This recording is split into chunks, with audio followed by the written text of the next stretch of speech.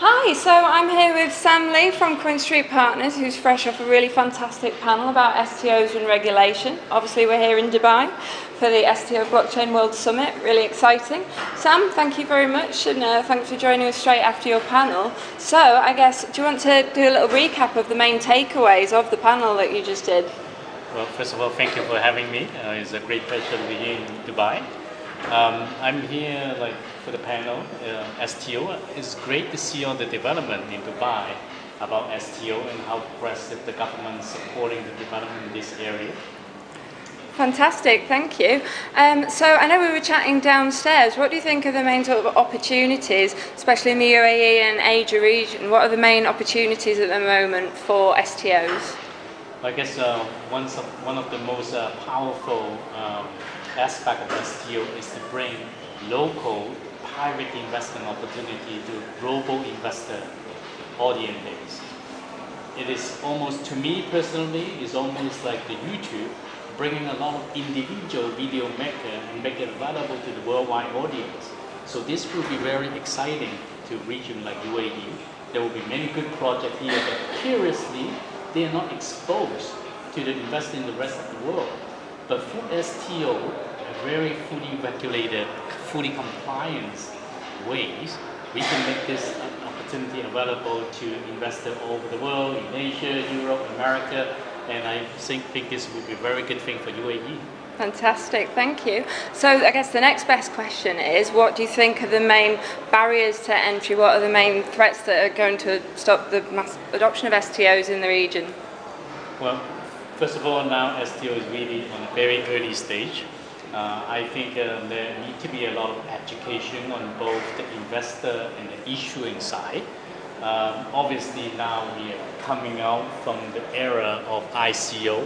A lot of people still have this mentality with the ICO, but first of all, STO is completely different, right? It's not utility token security, and it's not about a future service. It's about existing business, something people can understand, something tangible, and something can create a return on investment. It's a very solid thing.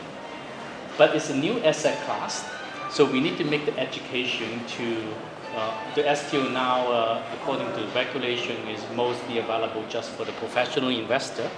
Although they are very sophisticated, but the whole token idea might be a little bit new, right? For example, how do they invest? What do they do with the token, the custodian, and how do they exit? All this need to be educated. Conference like this is very good for a more general education, but I think what we need is also a lot of professional practitioner, right? The way, for example, we can use example like the sponsor firm in the traditional IPO market, right? When a company going IPO, there will be professional investment bank being a sponsor, taking the company, packaging it, making it into a prospectus and going roadshow, showing to the investor. I think we also need a similar type of company. Of course, it might not be as regulated because this is not a private offering. This is not a public offering. I'm sorry. It's a private offering, but someone still need to take those investment opportunity, package it, filling all the comprehensive information and taking it in front of the investor to have a more in-depth explanation of all this area.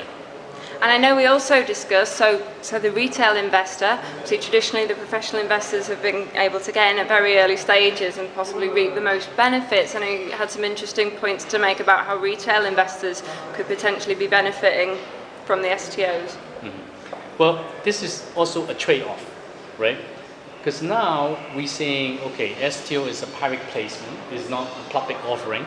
So that's why it doesn't require to go through the prospectus or the process of the public offering.